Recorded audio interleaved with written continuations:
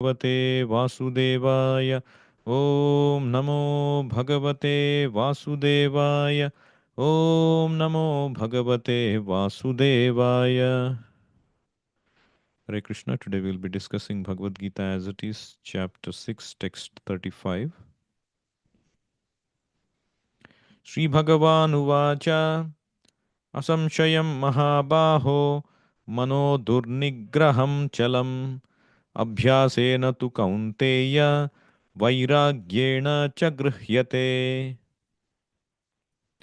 Now, Arjuna, after hearing the Ashtanga Yoga process, he rejected that process and he also described some characteristics of the mind, which is chanchalam, pramadhi, balavat, drudham, flickering, agitating, intoxicating, very strong and obstinate, all these kind of things he has described.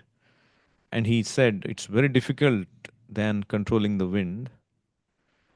And now, as the teacher and as the guru, as the spiritual master, Krishna is responding to Arjuna's assertion of his situation and the rejection of his proposal. So now Krishna is starting to speak. Sri Bhagavan Uvacha, O Mahabaho, O mighty armed Arjuna, Asamshayam, undoubtedly, Manaha Durnigraham Chalam. This mind is undoubtedly Durnigraham, very difficult to control.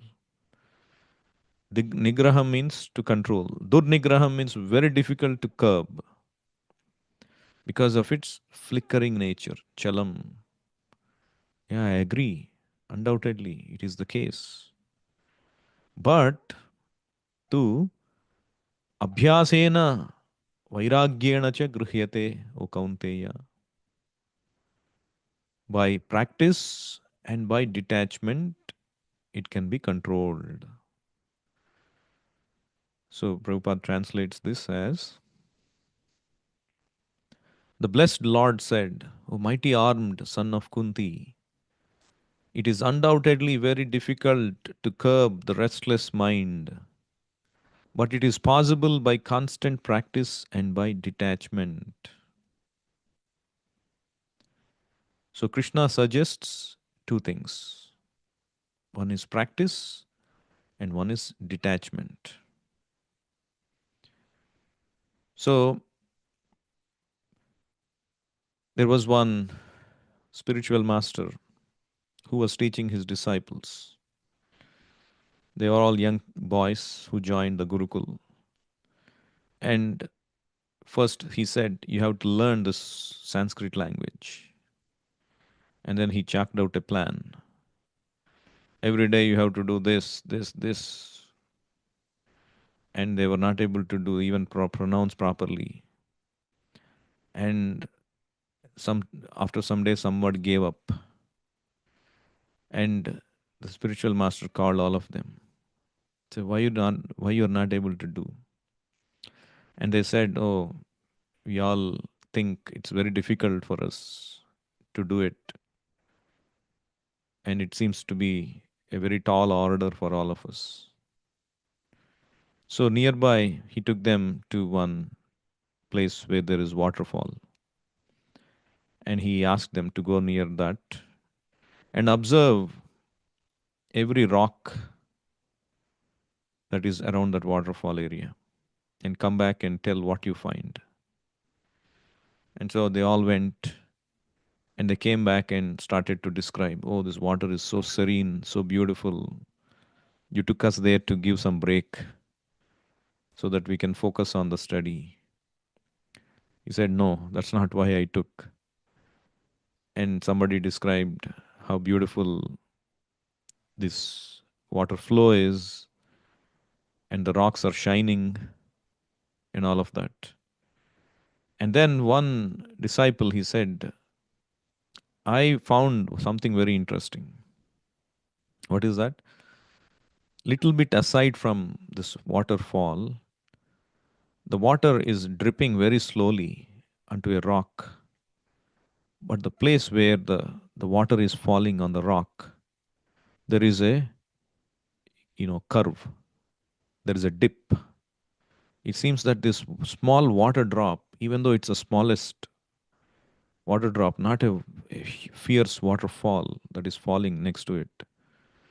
The tiny drop it keeps on dripping, dripping, dripping, but it has made that big dip into that rock. That same rock that nobody can penetrate with a heaviest of iron rod, but it was able to penetrate by the smallest of the water trickle. But it's trickling every single moment. It's making a big difference. So, yes, this is what I wanted you to observe. While our mind is like the rock, which is very difficult to change, or any new habit, any new thing that we want to learn, he said, it's like that. It's like the rock, very difficult to push into our existence. But by constant dripping of that water, by constant momentum, it doesn't matter how small it is. Every day you practice the next day, you practice the next day. Like that, then you make the difference. Practice makes perfect. You will cause the dip in that rock. It doesn't matter how big or small, but you have to practice whatever you have taken the vow. Every single day, you have to maintain that momentum in order to cause that effect. Somebody showed me a very wonderful math equation. So on the left side, they said 1 to the power of 365. And on the right side of the image, they showed 1.01 to the power of 365. So naturally, 1 to the power of 365 is 1. But the interesting thing is 1.01 is a fraction of 1. It's 1.01 is practically nothing. 0.01. Now how much does it make a difference? But it does. It 1.01 to the power of 365 is some 35, something like that, 40. That means a person who only does zero point 0.1 increase of what he is already doing, but the same zero point 0.1 he does every single day, it causes an exponential increase. If you add zero point 0.1, zero point 0.1, zero point 0.1, 365 times, it will only bring you maybe 3.65 or something, isn't it? But you add to the 1.01, 1.01 you do every day. So 1 anyway you are doing, you are adding 1.01. So multiply that, it causes exponential result. Like the other example, you take a small thread, a tiny thread, you can just pull it apart and break it. But you assemble another thread on top of it the next day. Again, you assemble another thread on top of it. Individually, you can break it.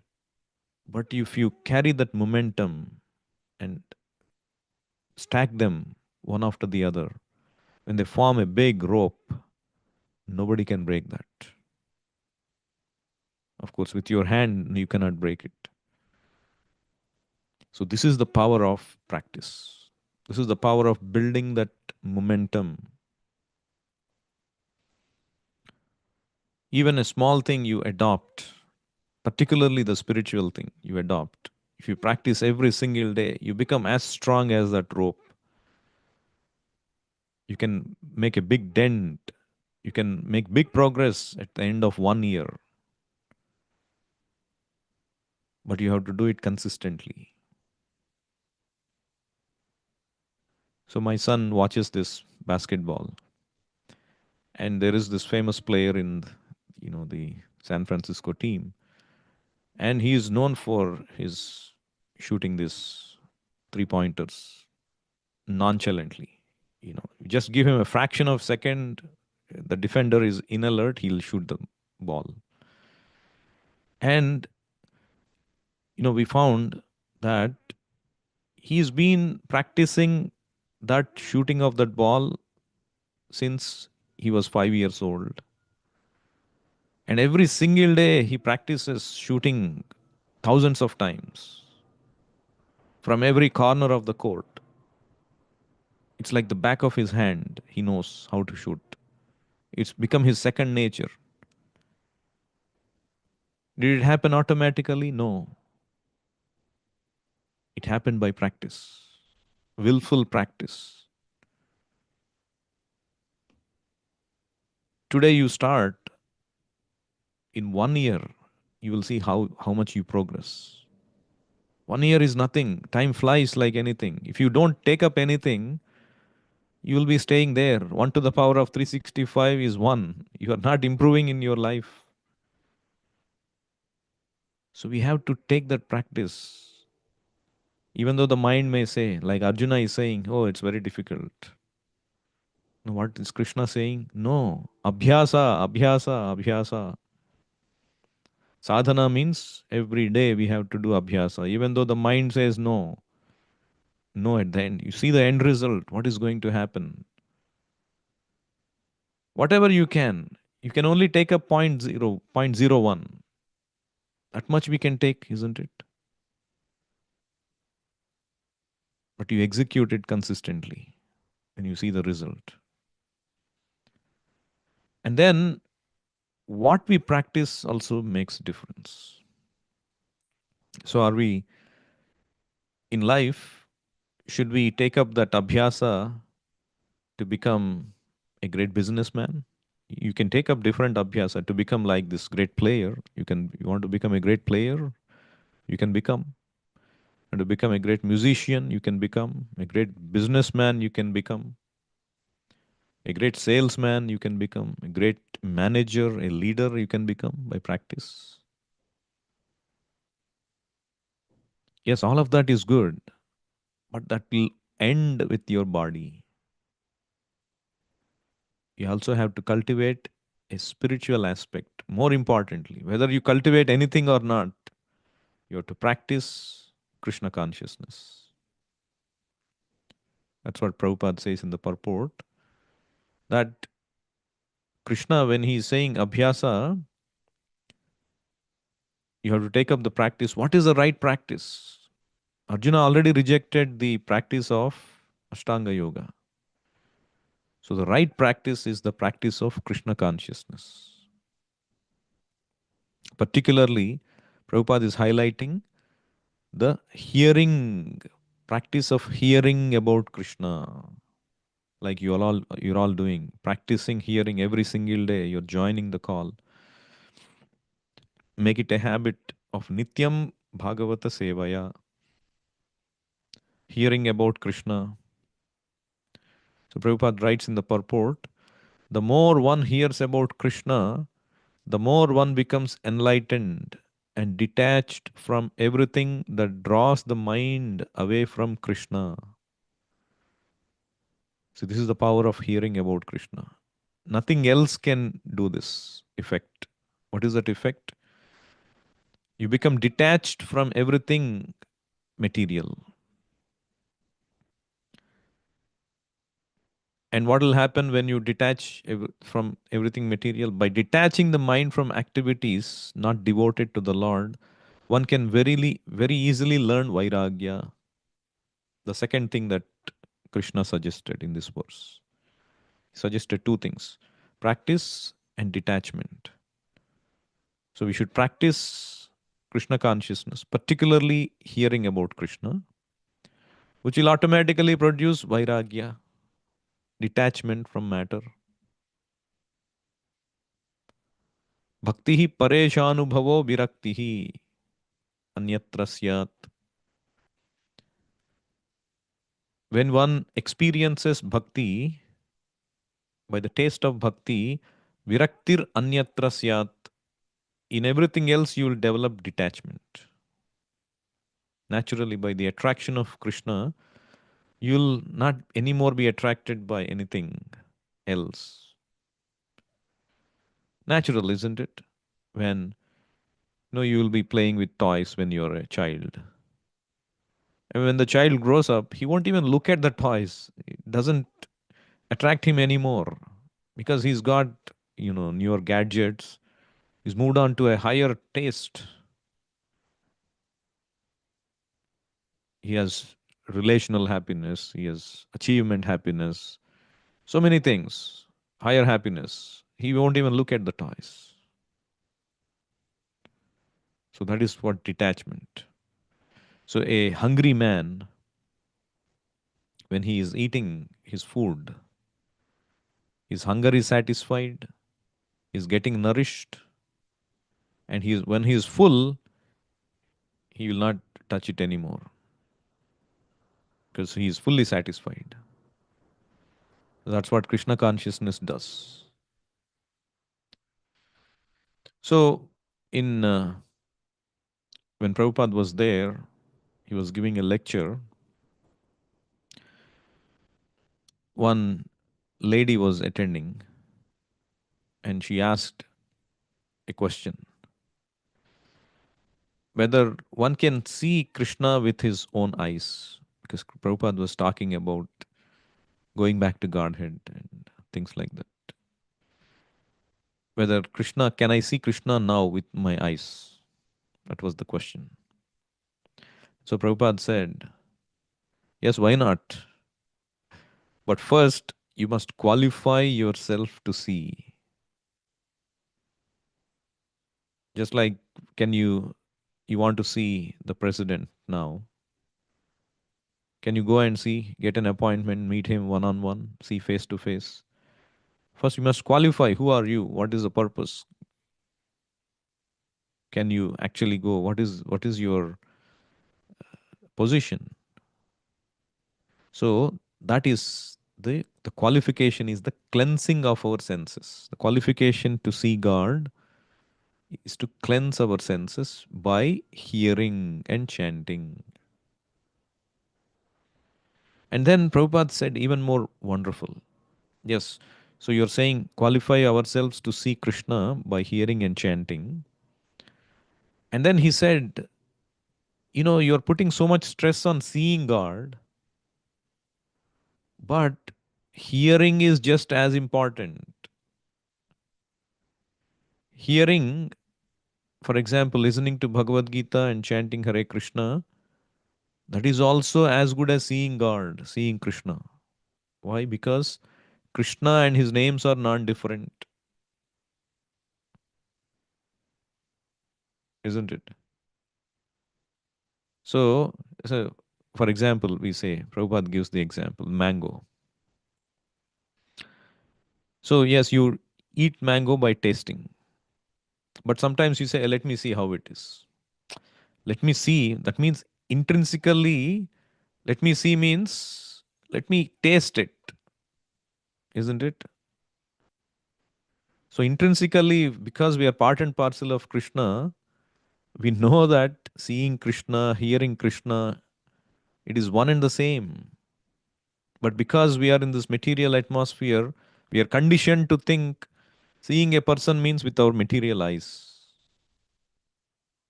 But in the spiritual world, hearing Krishna also is as good as seeing Krishna. Because the name is not different. We are associating with Krishna. So he was answering like that. And so after that, in that lecture, at the end of the lecture, Prabhupada announced that he was going to start giving initiations. And then these students, they were wondering, what is this initiation? And then Prabhupada said, I'll tell you later, and he just went off. And then they were speculating, oh, what is this? He never told us. Oh, Somebody said, "Oh, it's a tradition in India. Oh, isn't he already our guru? What's going to change? Some fire sacrifice." And so all this kind of speculation going on. And then the next morning, Prabhupada came, and after the lecture, one boy asked, "Swamiji, we are wondering what initiation actually means." And then at first, Prabhupada was a little silent. And then he starts to speak. He says, "Yes, now I will tell you. Initiation means the spiritual master accepts the student and agrees to take charge of him, and the student accepts the spiritual master and agrees to worship him as God."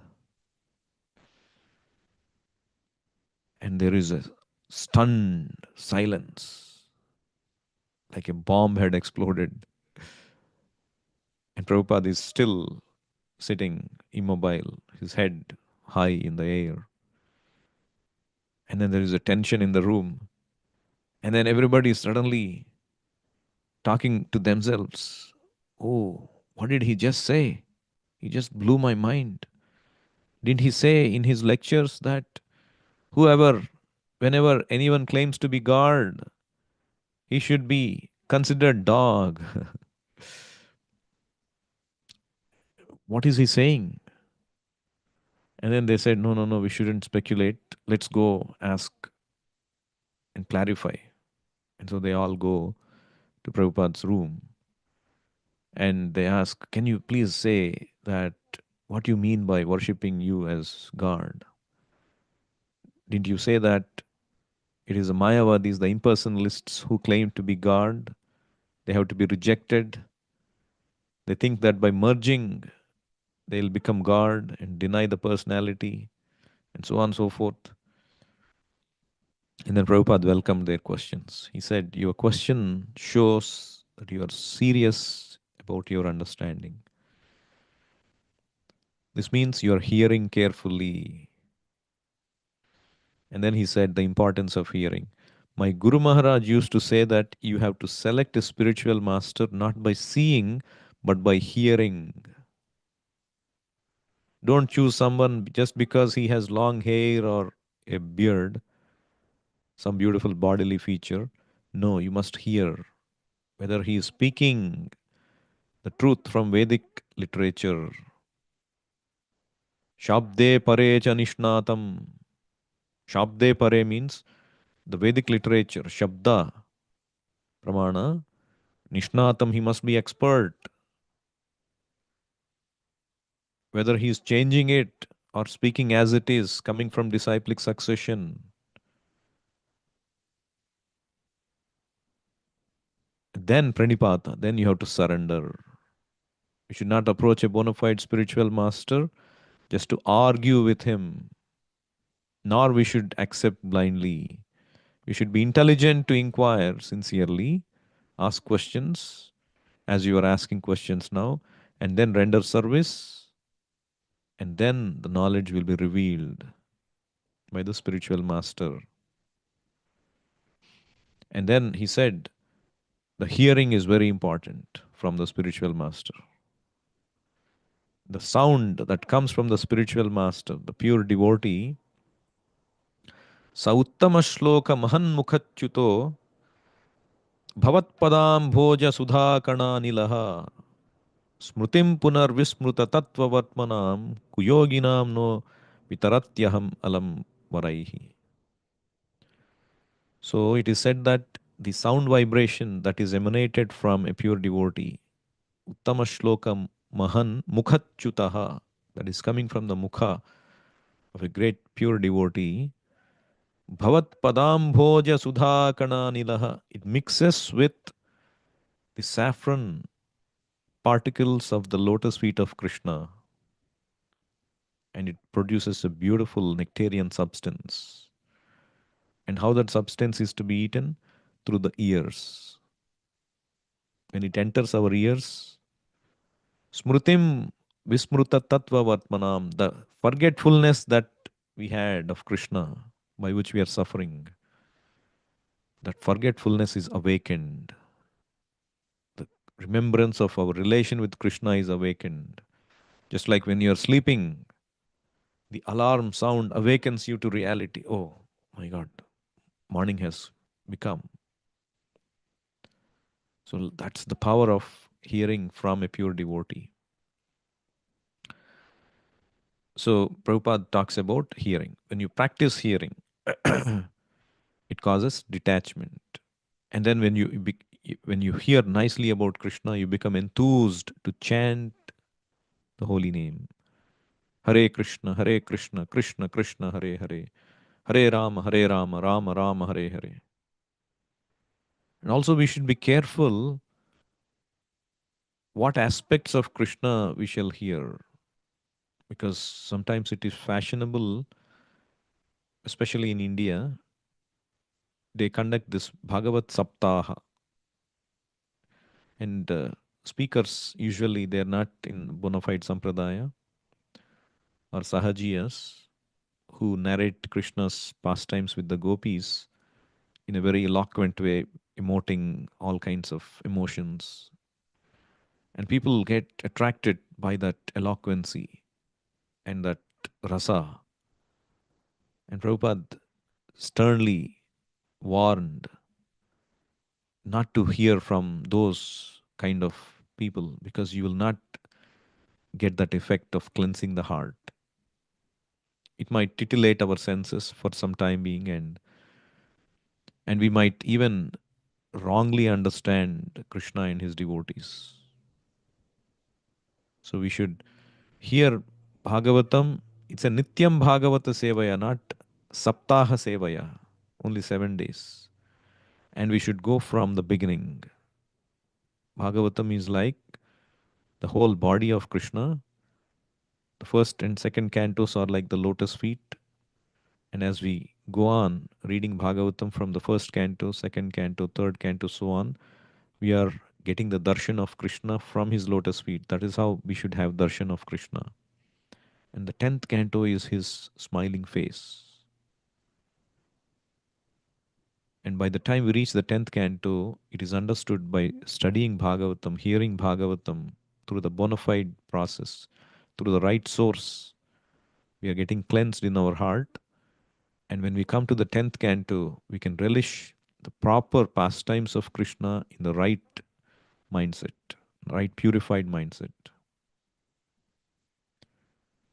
So, this is the process that Krishna is advising, or what is practical for this age, the process of hearing and chanting. And when we practice that, abhyasena, we have to practice that through our sadhana bhakti. That is practical for everyone in this age. We cannot practice other yogas for spiritual progress, but we have to practice Krishna consciousness. Anybody can practice. So I'll stop here. Anyone has any questions or comments?